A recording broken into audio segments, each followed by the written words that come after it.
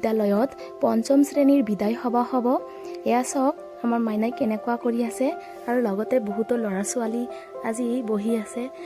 সৰু সৰু ক্লাছ 1, 2 ল'ৰা ছোৱালীকেইটা ডাঙৰ ক্লাছৰ ল'ৰা ছোৱালীকেইটা ওলাই যোৱাৰ বাবে সিহঁতৰ আজি মন বেয়া আৰু লগতে আমাৰ শিক্ষকসকলৰো মন বেয়া, কাৰণ ইমান দিন আমি পাইছোঁ ক্লাছ 5ক, আজি সিহঁতৰ বিদায় সভা হ'ব। আমাৰ প্ৰধান শিক্ষকে ভাষণ দি আছে।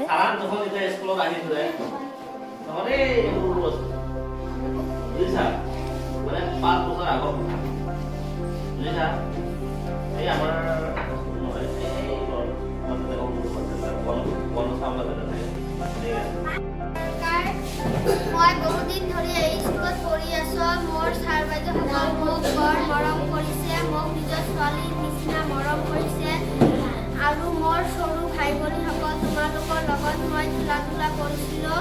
মই আজি এই স্কুলৰ পৰা উভতি যাম, তো মোৰ ছাৰ বাইদেউসকল আৰু মোৰ সৰু ভাই ভনীসকল যদি মই কোনো ভুল কৰি সেইখিনিয়ে মই আজি তোমালোকক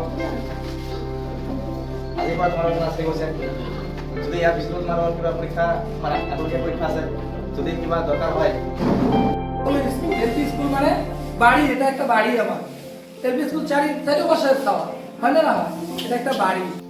ঠিক আছে, কিন্তু আমি যেতিয়া পড়াশোনা কৰিছিলোঁ আমাৰ ছাৰ বাইদেউ থাকিলে, আমি যিমানেই ব্যস্ত নাথাকোঁ, আমি কিন্তু চাইকেল চলাই কেতিয়াবা যদি কৰবাত যাওঁ, আমি কিন্তু সেই চাইকেলৰ পৰা নামিব নোৱাৰিছিলোঁ। এতিয়া কিন্তু সেইটো নাই। গতিকে তোমালোকে য'তেই নোযোৱা, আমি শিক্ষকবিলাকে তোমালোকৰ পৰা একো নিবিচাৰোঁ, অকল খালি সন্মান আৰু মৰম আৰু ভাল পোৱাৰ আশাত আমি কিন্তু নিজে বহুত কিবা কিবি ত্যাগ কৰোঁ, হয়নে নাই? গতিকে যিমানেই ডাঙৰ হ'বা, অলপ আমাক মাতিবা, অলপ ছাৰ বাইদেউ এটাৰ কথা ক'বা, সন্মান কৰিবা। আমাৰ ছাৰ বাইদেউসকল তোমালোকৰ পৰা এইখিনিয়ে প্ৰাপ্য, এইখিনিয়ে বিচাৰে, বুজিছা?